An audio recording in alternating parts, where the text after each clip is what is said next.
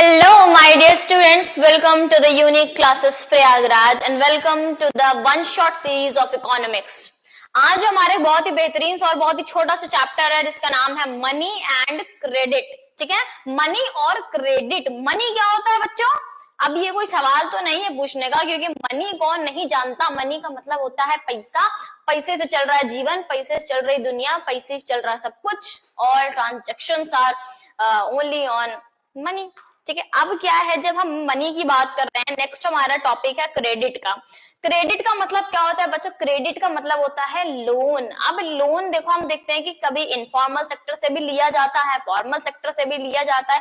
तो ये सारी चीजें क्या है, कौन कौन से एस्पेक्ट्स हमको क्रेडिट में देखने को मिल रहे हैं, और हमारे मनी का जो एवोल्यूशन कैसे हुआ है, जो आज हमारे पास मॉडर्न फॉर्म ऑफ मनी देखने को मिल रही है, वो कैसे मिली है. तो ये सारी चीजें हमको इस चैप्टर में देखने को मिलेगी. तो बिल्कुल भी टाइम ना वेस्ट करते हुए चलिए शुरुआत करते हैं अपने चैप्टर की. ठीक है, अब हम ये यहाँ पे बात कर रहे हैं, हमारा जो चैप्टर का मेन टॉपिक है, पहले टॉपिक में हम बात करेंगे डबल को इंसिडेंस ऑफ बॉन्ड्स क्या होता है, and the second one is medium of exchange. Clear.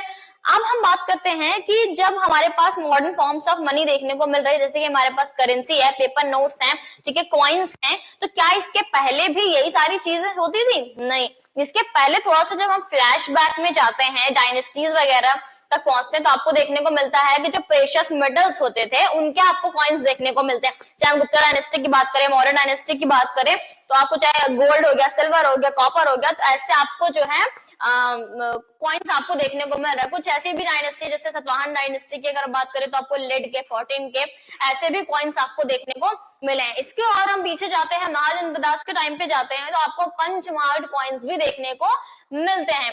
But जब ये सब भी कुछ नहीं था, ठीक है, कॉइन्स वगैरह का भी जो है ट्रांजेक्शन के लिए आपको कॉइन्स का भी यूज नहीं किया जाता था, तब चलता था एक बार्टर सिस्टम. ठीक है, क्या चलता था? बार्टर सिस्टम चलता था कि लोग अपना सामान देते थे और उसके बदले में भी क्या लेते थे? सामान लेते थे. फॉर एग्जाम्पल अगर हम बात करते हैं, एक एग्जाम्पल के तौर पे हम देखते हैं, एक पर्सन ए है हमारे पास और एक पर्सन बी है हमारे पास. ठीक है, तो पर्सन ए के पास मान लो 1 kg ऑफ राइस देखने को मिल रहा है. ठीक है, 1 kg ऑफ राइस जो है वो पर्सन ए के पास है, और पर्सन बी के पास क्या है? शूज है. ठीक है, तो अब ये क्या करेंगे कि जो अगर पर्सन ए को मान लो अगर शूज चाहिए, तो शूज के बदले वो इनको राइस दे देंगे, और राइस के बदले वो इनको शूज दे देंगे. तो ऐसे जो यहाँ पर एक्सचेंज हो रहा है, जो गुड्स का एक्सचेंज हो रहा है, इस चीज को हम क्या बोलते हैं? इस चीज को हम बोलते हैं बार्टर सिस्टम. ठीक है, क्या बोलते हैं? इसको हम बोलते हैं बार्टर सिस्टम. और पहले के टाइम पे आपको यही सिस्टम देखने को मिलता है, और इसी सिस्टम की वजह से ही ट्रांजेक्शंस वगैरह, गुड्स का एक्सचेंज जो है वो होता था. तो ये तो हमने देख लिया कि बार्टर सिस्टम क्या होता है. जब हम बात कर रहे हैं डबल को इंसिडेंस ऑफ बॉन्ड्स, कि डबल को इंसिडेंस बॉन्ड्स क्या होता है, इसको थोड़ा सा हम निरेश करते हैं, फिर आपको बताते हैं कि डबल को इंसिडेंस ऑफ बॉन्ड्स क्या होता है. ठीक है, बार्टर सिस्टम थोड़ा सा ऊपर लिख देते हैं कि क्या होता है. ठीक है, बार्टर सिस्टम की हमने अभी बात कर ही ली है.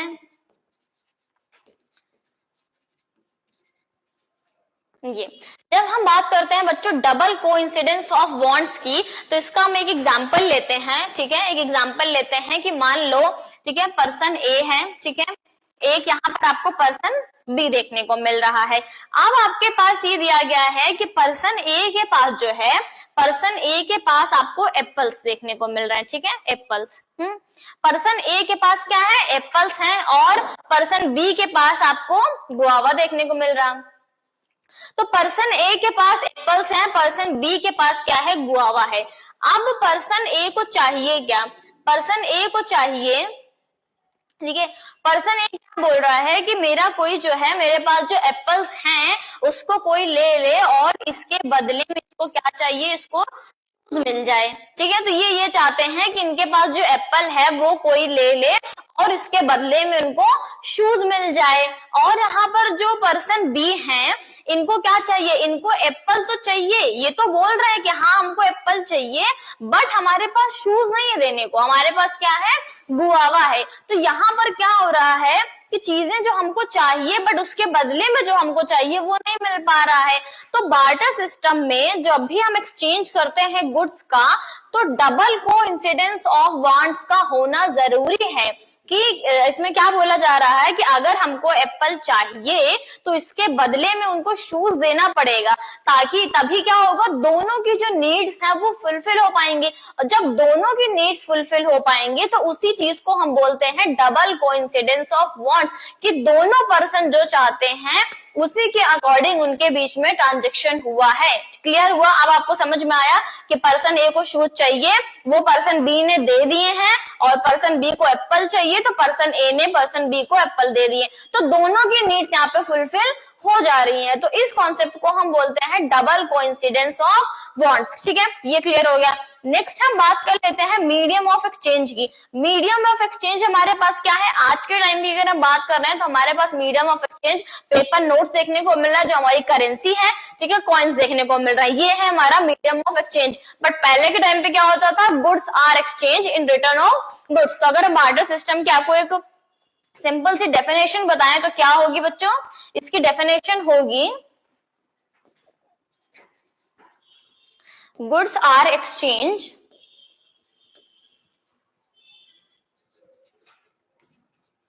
इन रिटर्न ऑफ गुड्स।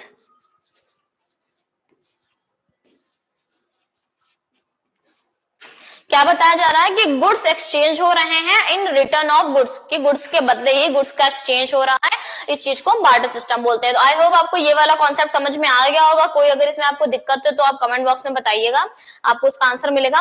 नेक्स्ट हम बात कर लेते हैं मॉडर्न फॉर्म्स ऑफ मनी की। मॉडर्न फॉर्म्स ऑफ मनी में क्या क्या चीजें हैं, हमने जैसे कि हमने बताया कि करेंसी की हमने बात की, ठीक है, तो करेंसी में क्या आता है हमारा कि modern forms of money include currency like paper notes and coins, कि जो हमारी जो करेंसी है वो क्या है, पेपर नोट्स और कॉइन्स। अब बोला जा रहा है कि मान लो पेपर नोट्स है हमारे पास, कॉइन्स है हमारे पास, और यही करेंसी जो हमको यूज करनी है फॉर ट्रांजेक्शन, तो क्यों हम यूज करें। ये भी सवाल आता है ना कि मान लो कि हमारे पास पहले पेपर नोट्स हैं लेकिन हम उनका यूज क्यों करें ट्रांजेक्शन में, और अगर किसी को हम ले दे रहे हैं कुछ खरीदने के लिए, हमें किसी शॉपकीपर को पेपर नोट्स दिए हैं तो वो उसको क्यों एक्सेप्ट करेगा। ठीक है, एक तो हो गया कि हम क्यों दें, ठीक है, हम करेंसी का यूज क्यों करें ट्रांजेक्शन के लिए, और अगर हम किसी को दे रहे हैं कुछ सामान के बदले तो वो उसको एक्सेप्ट क्यों करेगा। एक्सेप्ट इसलिए करेगा बच्चों क्योंकि ये ऑथराइज्ड है, ठीक है, इसको गवर्नमेंट ऑफ इंडिया ने ही इसको ऑथराइज किया हुआ है, ठीक है। It is accepted as a medium of exchange because the currency is authorized by government of India, कि गवर्नमेंट ऑफ इंडिया ने ही इसको ऑथराइज्ड किया है फॉर ट्रांजेक्शन, इसलिए इसको एक्सेप्ट करना ही होगा, ठीक है, इसी का यूज होगा फॉर एवरी ट्रांजेक्शन। क्लियर। दूसरा हमारा फॉर्म क्या है, दूसरा है डिपॉजिट विद बैंक्स। एक तो हो गया हमारा करेंसी जो हमारे पास कैश में है, ठीक है। अब ऐसा होता है कि मान लो कि हमको सैलरी मिली है तो कुछ चीजें तो चलो हमने इसको घर में कुछ पैसों को हमने यूज कर लिया, अपने लिए कुछ खर्च कर लिया, बट एक ही बार में सारी की सारी सैलरी थोड़ी ना खर्च कर देंगे, कुछ ना कुछ तो बचेगा ना हमारे पास। तो जब बचेगा तो हम ये सोचेंगे कि हम उसको सेव कर लें, ठीक है, और उसको सेव कहाँ करना होगा, बैंक में। जब हम उस मनी को, उस कैश के अमाउंट को जब हम बैंक में डिपॉजिट कर देते हैं उसको हम बोलते हैं deposited money. Clear. The other form in which people hold money is deposits with bank, जो हमने बैंक में डिपॉजिट कर दिया है। Bank accept the deposit and also pays an amount of interest on the deposit, की जो भी आप डिपॉजिट जो है बैंक में जमा कर रहे हो उस पे बैंक आपको इंटरेस्ट भी देती है। ये भी आपको पता होना चाहिए कि अगर आप पैसे आप जमा कर रहे हो बैंक में तो थोड़ा बहुत अमाउंट में, थोड़े थोड़े रेट में आपको जो है इंटरेस्ट भी उसके ऊपर मिलता है। Clear. And amount can be withdrawn on demand, these deposits are का डिमांड डिपॉजिट, कि जब भी आपको जरूरत पड़ रही है कि आपने बैंक में डिपॉजिट किया है money, but at the time आपको जरूरत पड़ी है कि आपको उस पैसे को चाहिए, आप उस पैसे को निकालना चाहते हो, तो आपको ये डिमांड होगी ना, आपकी वो डिमांड होगी कि जो हमने अपने डिपॉजिट जो मनी रखी है उसको हम विथड्रॉल कर सके। तो ऐसे जब डिमांड पे जब हमको पैसा मिलते हैं उस डिपॉजिट को हम क्या बोलते हैं, उसको बोलते हैं हम डिमांड डिपॉजिट। ठीक है, क्या बोलते हैं, डिमांड डिपॉजिट। तो ये हो गया हमारा मॉडर्न फॉर्म्स ऑफ मनी। अब जो हमारा ये है क्या है, लोन एक्टिविटीज, किसकी हम बात कर रहे हैं, लोन एक्टिविटीज ऑफ बैंक की। बैंक जो है वो अपनी लोन एक्टिविटीज को परफॉर्म कैसे करता है। जब हम पहले बात करते हैं डिपॉजिटर्स की, किसकी बात करते हैं, डिपॉजिटर्स की बात कर रहे हैं यहाँ पे, कि जो पैसे डिपॉजिट कर रहे हैं, जो पैसे जमा कर रहे हैं।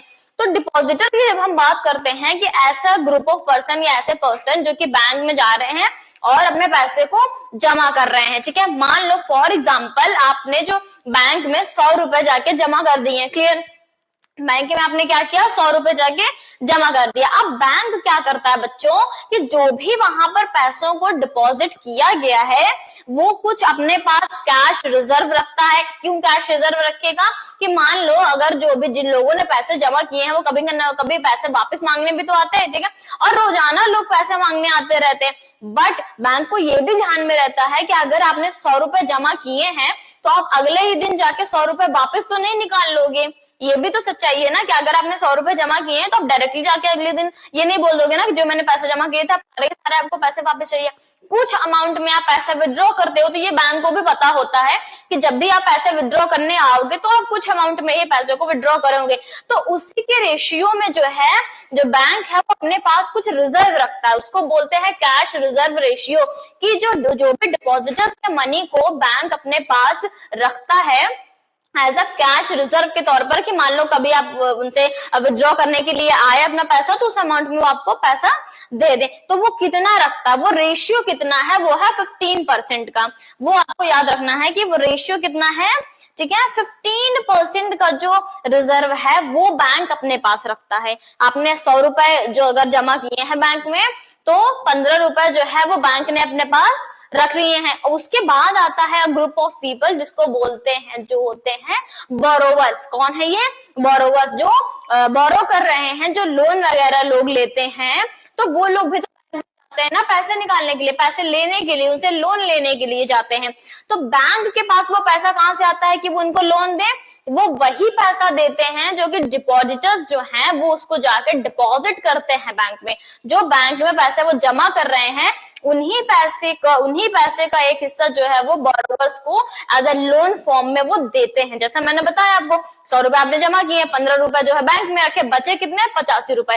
तो 85 रुपए को क्या किया बैंक ने, 85 रुपए को बोरोवर्स को दे दिया, कि लोन को दे दिया, ठीक है, एज ए लोन फॉर्म में दे दिया कि जाइए आप ले जाइए, अगर बोरोवर जो है, जो लोन लोग लेने आते हैं। तो आपको ये वाला कॉन्सेप्ट समझ में आया कि पैसे जमा हुए, बैंक ने कितना रखा, उसके बाद लोन कितना दिया। तो ये चीज हो गई, ठीक है। नेक्स्ट हम बात करते हैं कि चलिए बैंक इतना सारा काम कर रहा है, लेकिन बैंक क्या इतना फालतू है कि वो वैसे इधर से लेगा पैसे इधर देगा। बैंक को क्या प्रॉफिट हो रहा है मैम इसमें, बैंक को भी प्रॉफिट हो रहा है। अब प्रॉफिट बैंक को कैसे हो रहा है, वो अपना पैसा कैसे कमा रहा है, कि जैसे मैंने बताया कि जब भी आप पैसे को डिपॉजिट कर रहे हो तो कुछ ना कुछ इंटरेस्ट आपको बैंक देता है, ठीक है। आपने 100 रुपए डिपॉजिट किए हैं तो आपको बदले में 105 रुपए बैंक देगा, ठीक है। कितना देगा आपको, 105 रुपए देगा।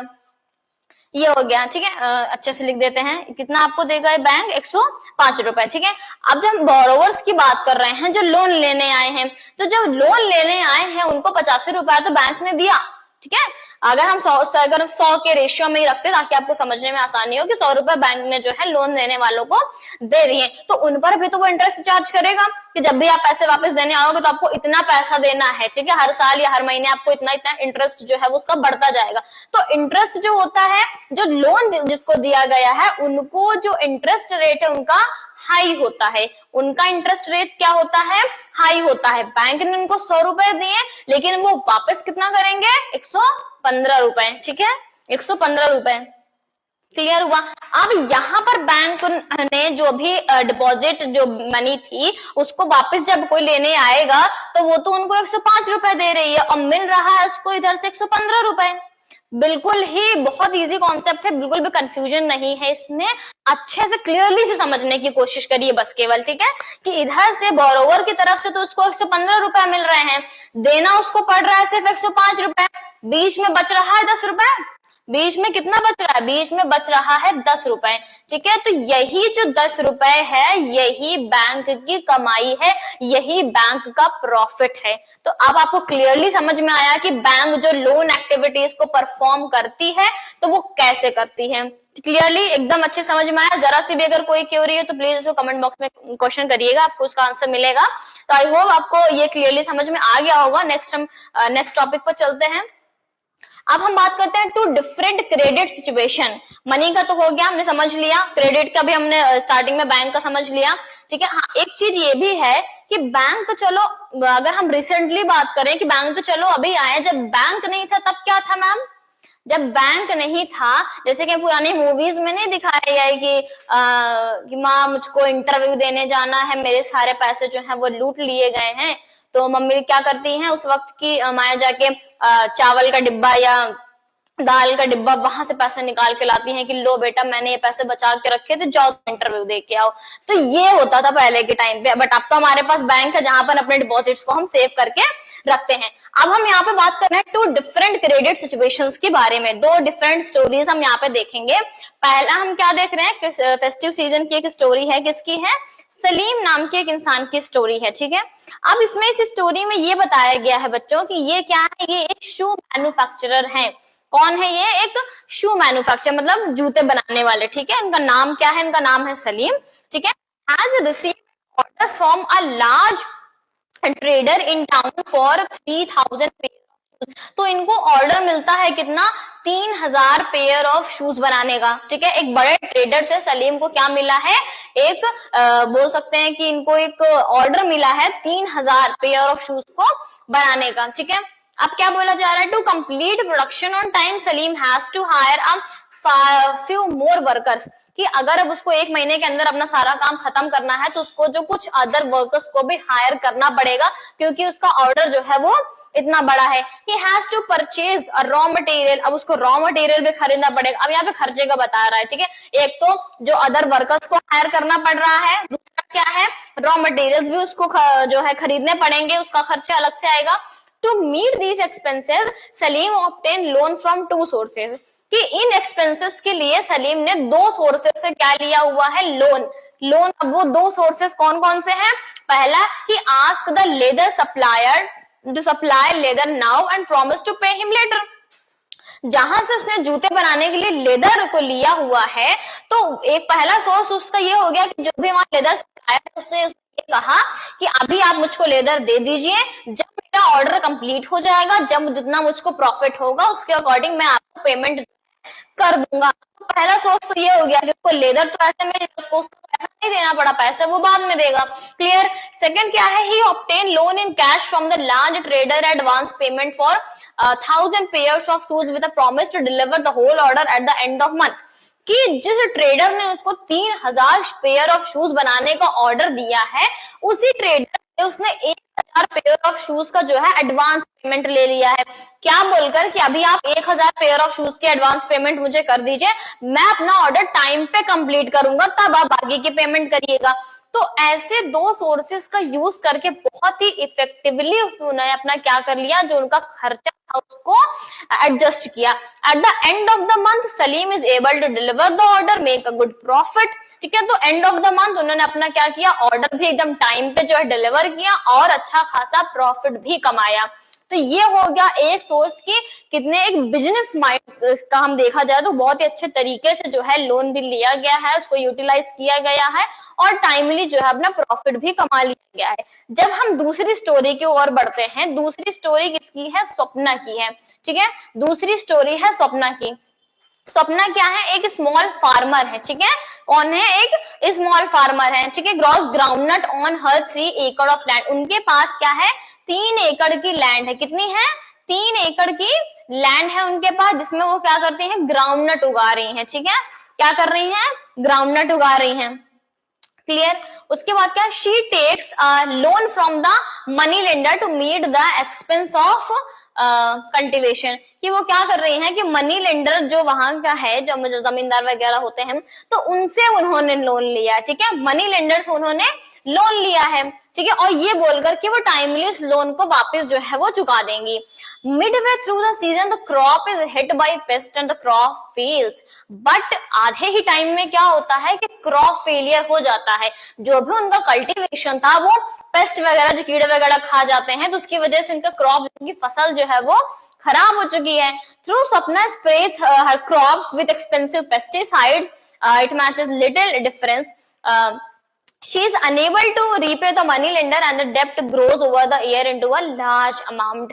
अब क्या है, तो उसके लिए क्या चाहिए कि अच्छा खासा एक पेस्टिसाइड होना चाहिए, और पेस्टिसाइड लाने के लिए भी उसको पैसे चाहिए होंगे, तो उस पैसे के लिए फिर से वो मनी लेंडर पे उसको डिपेंड होना पड़ेगा। तो जो मनी लेंडर्स उसने ऑलरेडी पैसे ले रखे हैं वो तो वापस नहीं हो पाए, बल्कि जो डेप्ट है वो डे बाय डे क्या हो रहा है, बढ़ता जा रहा है। Clear. Next year, Swapna takes a fresh loan for cultivation. It is a normal crop this year, but the earning are not enough to cover the old loan. तो अब नेक्स्ट ईयर जो है उन्होंने दूसरे क्रॉप का cultivation start किया, वो groundnut नहीं था बट दूसरा किसी क्रॉप का कल्टीवेशन स्टार्ट किया, बट फिर भी उनके पास इतने पैसे नहीं थे कि जो उन्होंने ओल्ड लोन ले रखा था, जो उन्होंने पहले लोन ले रखा था उसको वो रीपे भी नहीं कर सकी, और नेक्स्ट ईयर उनको फिर से एक लोन जो है वो लेना पड़ गया। Clear. She is caught in डेप्ट, आप इसको बोल सकते हैं डेप्ट ट्रैप वाली सिचुएशन की, डेप्ट के जाल में, कर्ज के जो जाल है उसमें सिर्फ फंसते ही चले जाना। पुराने लोन को वो चुका नहीं पा रही है और फिर से कल्टीवेशन करने के लिए उनको दोबारा से भी लोन लेना पड़ रहा है। She has to sell a part of the land to pay off the debt. तो अपने उस कर्ज को चुकाने के लिए इनको क्या करना पड़ा, अपनी ही जमीन का एक हिस्सा इनको बेचना पड़ गया। तो अब आप सो कंपेयर कर पा रहे हो दोनों ही सिचुएशन को, लोन दोनों ही सिचुएशन में लिया गया है, बट यहाँ पर उसका क्या इफेक्ट पड़ा है और यहाँ पर क्या, सिर्फ और सिर्फ सोर्सेस का अंतर है। क्लियर। किसका अंतर है, सोर्सेस का अंतर है, और इस चीज को हम बेटर वे में समझेंगे जब हम फॉर्मल और इनफॉर्मल सेक्टर के बारे में पढ़ेंगे। ठीक है, तो हम आगे बढ़ते हैं। नेक्स्ट हम बात कर लेते हैं टर्म्स और क्रेडिट के बारे में। ठीक है, इसके बारे में बात कर लेते हैं, टर्म्स और क्रेडिट अगर हम ले रहे हैं, लोन वगैरह अगर हम ले रहे हैं, तो कौन कौन से टर्म पे वो लिया जा रहा है। ठीक है, सबसे पहले हम बात करते हैं कोलैटरल की। कोलैटरल क्या होता है बच्चों, देखो अगर आप कभी भी लोन लेने जा रहे हो, ठीक है, सबसे पहले तो क्या होगा, एक इंटरेस्ट रेट चार्ज किया जाएगा, पैसे देने के बदले क्या किया जाएगा, इंटरेस्ट चार्ज किया जाता है। ठीक है, जो सारे डॉक्यूमेंटेशन होता है वो अलग से होता है। ठीक है, आपको गारंटी की जरूरत पड़ती है, जो जिस गारंटी की हम बात कर रहे हैं दैट इज कोलैटरल, कि कुछ ना कुछ आपको गारंटी के तौर पे बताना पड़ता है कि मान लो अगर आप अपने लोन नहीं पा रहे, उसको आप रीपे नहीं कर सकते हो, तो बैंक क्या कर सकते हैं, वो जो अपने गारंटी के तौर पे जो एसेट रखा हुआ है उससे वो अपने जो लोन की रीपेमेंट कर सकती है। तो इसके लिए कोलैटरल की जो प्रोविजन है वो रखा गया है। ये क्या है, it is an asset that the borrower owns. जैसे कि हम लैंड की बात कर सकते हैं, बिल्डिंग हो गया, व्हीकल हो गया, लाइफ स्टॉक हो गया, या बैंक में कुछ डिपॉजिट है, तो ये सारी चीजों को हम एज अ कोलैटरल जो है रखते हैं and uses this as a guarantee to the lender until the loan is repaid, कि जब तक लोन जो है वो रीपे नहीं हो जाता तब तक एज अ गारंटी के तौर पर इसको तब तक क्या किया जाता है, इसको एज अ गारंटी के तौर पे इसको रखा जाता है। Property such as land titles, deposit with bank हो गया, लाइफ स्टॉक हो गया, are some common examples of collateral. ठीक है, ये सारे कॉमन एग्जांपल्स आपको मिलेंगे, चाहे जमीन रख दी जाती है, लाइफ स्टॉक मतलब कुछ ऐसे अगर गाय भैंस है तो उसको भी नॉर्मली अगर मनी लेंडर से भी आप लोन ले रहे हो तो एक गारंटी के तौर पे वो गाय भैंस जो है वो मांग लेता है। तो ये सारी चीजें आपको एज अ कोलेटरल देखने को मिलेंगी। इसके बाद क्या, इंटरेस्ट रेट की हमने बात की कि तो जरूरी है, एक कोलेटरल हो गया। उसके बाद जब डॉक्यूमेंटेशन की बात की, तो कोई भी लोन लेने में आपको इन सारी चीजों की क्या करनी पड़ती है, जरूरत लेनी पड़ती है। तो इन्हीं सारी चीजों को मिलाकर हम क्या बोल रहे हैं, टर्म्स ऑफ क्रेडिट बोल रहे हैं, कि अगर आपको क्रेडिट लेना है तो इंटरेस्ट रेट उस पर लगेगा, आपको कोलेटरल की नीड होगी, डॉक्यूमेंटेशन होगा, तब जाकर आपको एक लोन, एक प्रॉपर वे में लोन मिल पाता है। क्लियर। नेक्स्ट अब हम बात करते हैं फॉर्मल सेक्टर लोन की और इनफॉर्मल सेक्टर की। जब हम बच्चों फॉर्मल सेक्टर की बात करते हैं तो देखो नाम से ही पता चल रहा है कि फॉर्मल है। ठीक है, फॉर्मल, अब फॉर्मल आप देखते हो कि फॉर्मल कपड़े वगैरह होते हैं, तो नाम से आप समझने की कोशिश करो। जब हम फॉर्मल सेक्टर की बात करते हैं तो reserve Bank of India supervise the functioning of formal sources of loan, कि फॉर्मल सेक्टर से जो भी लोन लिए जाते हैं उसको सुपरवाइज कौन करता है? Reserve Bank of India. कौन करता है? रिजर्व बैंक ऑफ इंडिया, जो हमारे यहाँ सारी फाइनेंशियल जो है फंक्शनिंग करता है, Reserve Bank of India. The RBI sees that the bank give loan not just profit making businesses and traders but also to small cultivators, small scale industries, to small borrowers। मतलब क्या बोला जा रहा है कि ये आरबीआई को ही ये चीज की देख रेख करनी होती है और यही वो जो है वो देखते हैं, इसी चीज को हम ये बोल सकते हैं कि फंक्शनिंग को सुपरवाइज कर रहे हैं कि जो भी लोन दिया जा रहा है, क्या दिया जा रहा है? कि जो भी लोन दिया जा रहा है सिर्फ और सिर्फ बड़े बड़े ट्रेडर्स या बड़े बड़े बिजनेसमैन को ना दिया जाए, किसको और भी दिया जाए? जो हमारे स्मॉल स्केल फार्मर्स होते हैं, ठीक है, जो हमारे स्मॉल स्केल इंडस्ट्रियलिस्ट होते हैं, जो स्मॉल बोरोवर्स होते हैं, ठीक है, नॉर्मल इंडिविजुअल्स होते हैं, जिनको अब मान लो कि अगर स्टार्टअप भी अपना शुरू करना है तो ऐसे लोगों को भी टाइमली जो है प्रॉपर वे में लोन को प्रोवाइड किया जाए। तो इन सब चीजों की देखरेख कौन करता है? आरबीआई करता है। और जब भी हम बैंक से लोन लेते हैं या कोऑपरेटिव से लोन लेते हैं तो वो सारा कहाँ पे इंक्लूड हो रहा है? वो हो रहा है फॉर्मल सेक्टर पे। थोड़ा सा हम ग्राफ की ओर बढ़ते हैं। ग्राफ में बताया गया है 2003 का एक पाई चार्ट बताया गया है, source of credit for rural house hold in India, ठीक है, इन 2003 की हम यहाँ पे बात कर रहे हैं। अब यहाँ पे क्या बोला जा रहा है बच्चों? देखो 30%, ठीक है, 30% का जो लोन है वो कहाँ से लिया जा रहा है? मनी लेंडर से लिया जा रहा है। कि 30% मतलब सबसे ज्यादा लोन आपको कहाँ देखने को मिल रहा है? मनी लेंडर्स, मतलब इनफॉर्मल सेक्टर में देखने को मिल रहा है।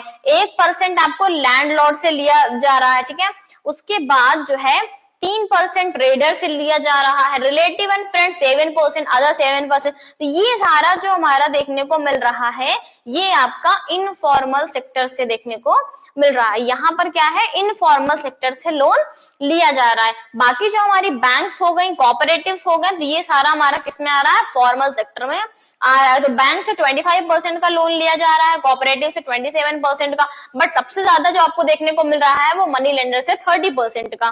क्लियर? अब हम आगे बढ़ते हैं, इनफॉर्मल सेक्टर की बात करते हैं। तो there is no organized, there is no organization which supervise the credit activities of lenders of the informal sector। जब हम बात कर रहे थे फॉर्मल सेक्टर की तो क्या बताया जा रहा है कि जो पूरा सुपरविजन देखता है वो कौन है? आरबीआई है, ठीक है, Reserve Bank of India. But informal sector में आपको कोई भी ऐसा ऑर्गेनाइजेशन देखने को नहीं मिल रहा है जो सारे के सारे लोन एक्टिविटीज को सुपरवाइज करे। Clear? Compared to the formal lenders, most of the informal lenders charge a much higher interest or loan। कि क्या बताया जा रहा है कि जब भी आप बैंक से लोन ले रहे हो तो आपको एक मिनिमम अमाउंट का जो है वो इंटरेस्ट पे करना होता है। बट जब आप इनफॉर्मल सेक्टर की ओर जाते हो, मनी लेंडर से आपने लिया, ठीक है, ट्रेडर वगैरह से आपने लिया लोन, तो वो एक हाई अमाउंट ऑफ इंटरेस्ट क्या करते हैं? मांगते हैं। क्या करते हैं? हाई अमाउंट ऑफ इंटरेस्ट को वो चार्ज करते हैं। तो ये तो हो गया इनका अंतर, ठीक है। जब भी आप बात करें फॉर्मल सेक्टर की, मैंने बताया कि बैंक और कोऑपरेटिव्स वगैरह हो गए, इनफॉर्मल में मनी लेंडर्स हो गए, ट्रेडर्स हो गया, आपने रिलेटिव्स से भी लिया, तो ये सारा आपको जो होगा वो इनफॉर्मल सेक्टर में आता है।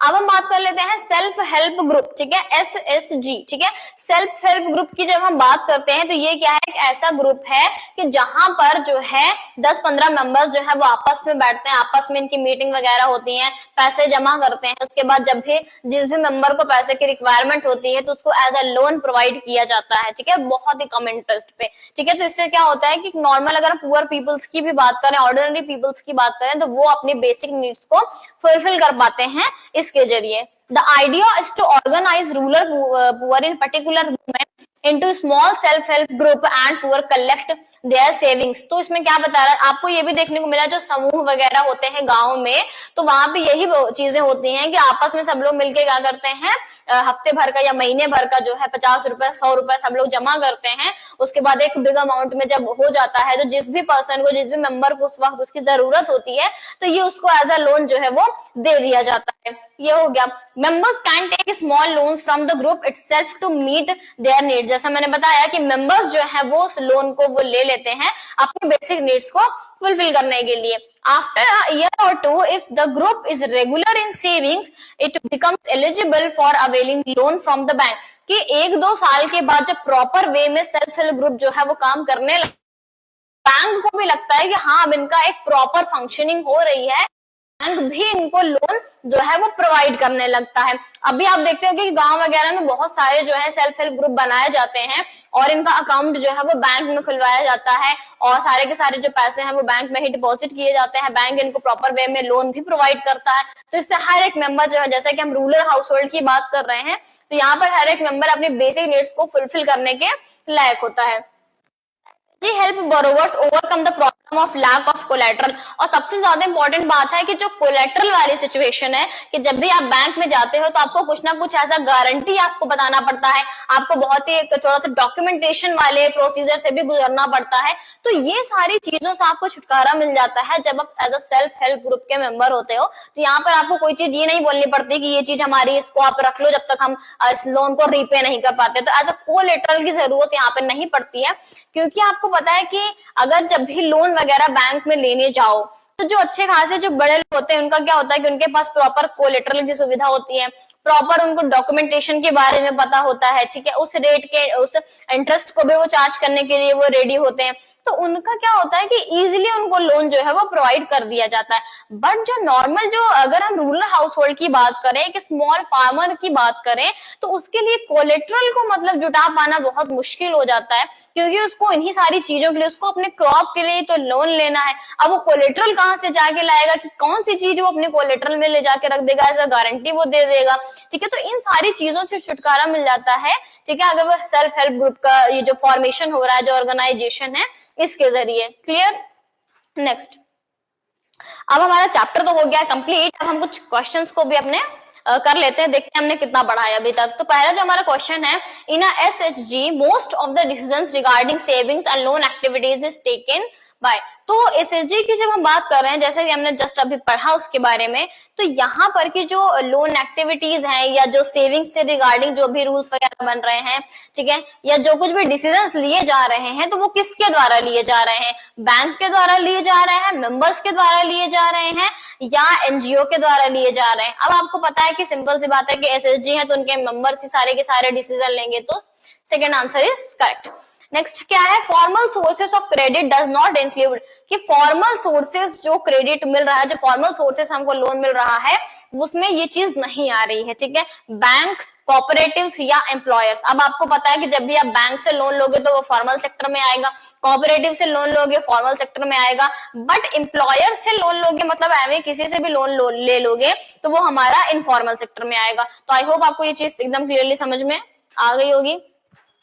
तो जो चैप्टर था हमारा मनी एंड क्रेडिट, बहुत ही बेहतरीन कोशिश की गई है ताकि आपको बहुत ही अच्छे तरीके से समझ में आ जाए। अगर आपको कोई भी क्वेरी रह गई हो तो just drop it into the comment box. So next day next lecture, तब तक के लिए हंसते रहिए, मुस्कुराते रहिए और एकदम बढ़िया बढ़िया नंबर लाते रहिए। Thank you so much.